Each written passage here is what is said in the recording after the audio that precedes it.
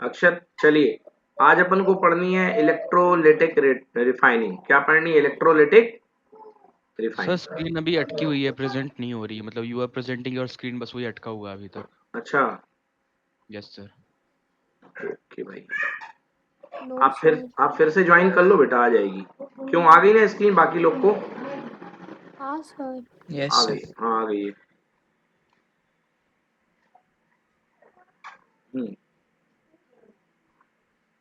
आ गई अब। Yes sir, आ गई।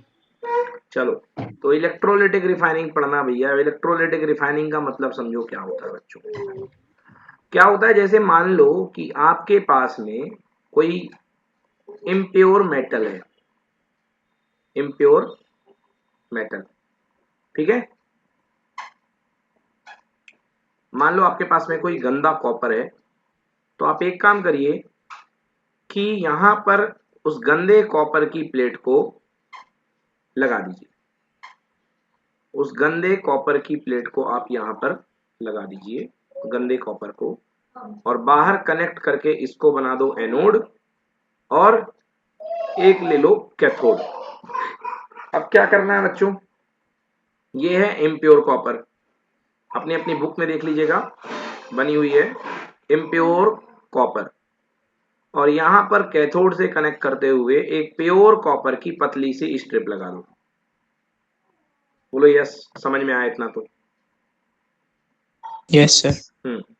तो बेटा कैथोड वाला प्योर है, एनोड वाला इम्प्योर है, और इसके अंदर यहां पे क्या भर दो भैया? इलेक्ट्रोलाइट।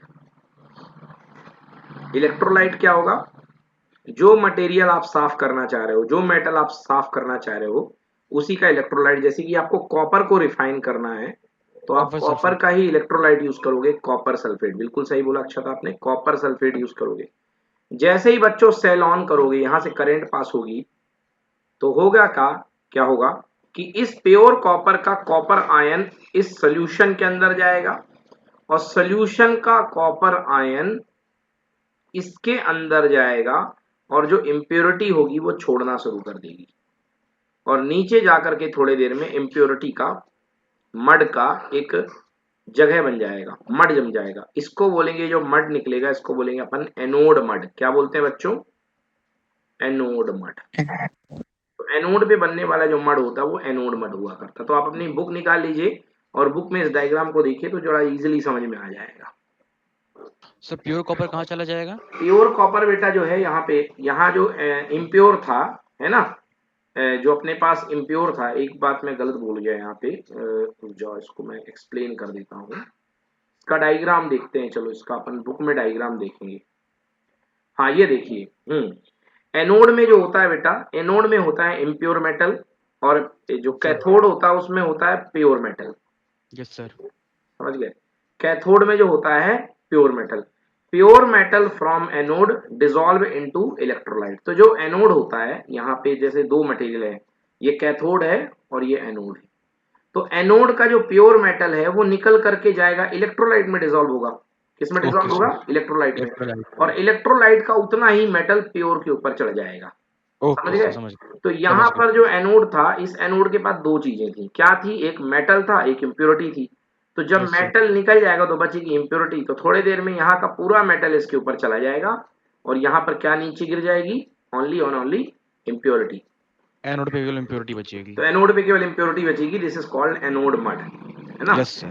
अब देख लो, तो याद रखिएगा कि जो इम्प्योर वाला मेटल होता है, इम्प्योर से मेटल निकल करके कैथोड की तरफ चला जाता है, और नीचे बचता है केवल एनोड मड। पढ़ो electrolytic refining. Electrolytic refining. Metals obtained by various reduction process contain impurities. The most widely used method for refining impure metal is electrolytic refining. Apparatus setup.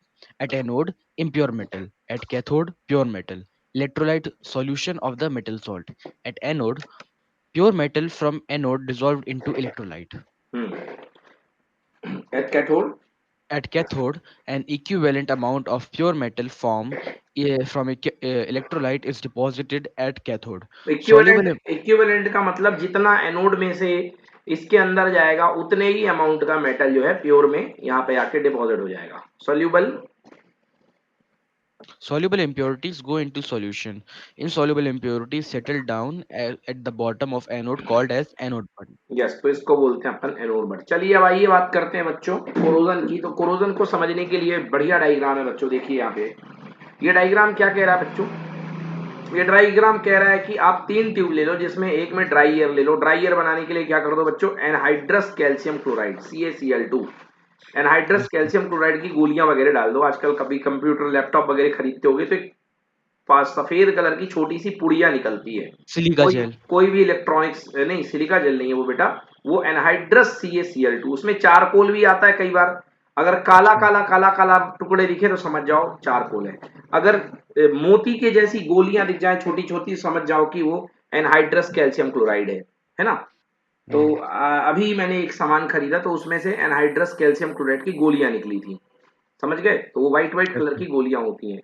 तो अगर इसको आप छोड़ दोगे नेल्स को, कई दिन पड़े रहने दो, नेल्स में कोई जंग नहीं लगेगा, कोई जंग नहीं लगेगा। दूसरा, अगर आप जो है अगर पानी ले लो, लोग कहते हैं पानी में जंग लगता है, ऐसी बात बिल्कुल नहीं है। प्योर पानी में नेल्स को डुबा दो और ऊपर जो है थोड़ा सा सरसों का तेल डाल दो, कोई भी Yes, तेल। sir. तो देखो ऊपर जो एयर रहेगी, क्या ऊपर की ऑक्सीजन नीचे पहुंच पाएगी इस तेल की वजह से? No, No, sir. नहीं पहुंचेगी। तो इसमें भी जंग नहीं लगेगा। तो boiled distilled water, boiled to remove any dissolved air. हाँ, क्यों बॉइल किया गया है? बॉइल इसलिए किया गया है क्योंकि इसके अंदर कोई भी डिजॉल्व्ड अमाउंट की एयर जो है वो निकल जाए, Yes, है ना। sir. हाँ, डिजॉल्व्ड एयर जो है निकले गई, तो इसलिए इसमें। और ऊपर आपने क्या कर दिया कि ऊपर आपने सरसों का तेल डाल के कैप लगा दिया, जिससे कि और जो एयर है वो अंदर जाके डिजॉल्व ना हो सके। बिल्कुल सही। तीसरा देखिए भाई, तीसरा जो केस है इसमें आपने आयरन की नेल ले ली, नीचे पानी भर दिया, ऊपर ये हवा है। तो बेटा ऊपर हवा उठेगी तो पानी की वजह से ऊपर जो उठेगी, कैसी हवा उठेगी? Moist air. कैसी हवा उठेगी? Moisture. हाँ। तो जो मॉइस्ट एयर होती है भैया वो कोरोजन के लिए सबसे ज्यादा जिम्मेदार हुआ करती है ना। तो मॉइस्ट एयर में ही कोरोजन होता है। प्योर डिस्टिल्ड वाटर के अंदर पानी में कोरोजन नहीं होता है, ड्राई एयर में कोरोजन नहीं होता है। केवल रस्टिंग जो होती है, या जो अब आयरन की बात कर रहे हैं तो रस्टिंग नहीं, तो बाकी सारे मेटल की बात करोगे तो कोरोजन। तो जो कोरोजन होता है या रस्टिंग यहाँ पे जो आयरन की हो रही है, वो केवल मॉइस्चर की वजह से या मॉइस्ट एयर की वजह से हो रही है। चलिए पढ़िए corrosion. Corrosion. The eating up of metal by the action of gases, moisture, or acid present in air. Corrosion of iron. Yes, पढ़िए in tube A. In tube A, both air and water are present. In tube B, there is no air dissolved in the water. In tube C, the air is dry. Yes. Prevention of corrosion of iron. First, painting. Second, applying greases. Third, galvanization, process of protecting steel and iron from rusting by coating them with thin layer of zinc. Fourth, chromium plating or tin plating. Fifth, alloying, improve the properties of a metal. चलिए तो ये तरीके हैं बच्चों corrosion से बचाने के, है ना। पेंटिंग हो गया, ग्रीसिंग हो गया, गैल्वेनाइजेशन हो गया। गैल्वेनाइजेशन का मतलब जिंक की लेयर चढ़ाना, है ना। जिंक जो होता है, जिंक की लेयर चढ़ा देते हैं आयरन वगैरह के ऊपर, तो वो गैल्वेनाइजेशन कहलाता है।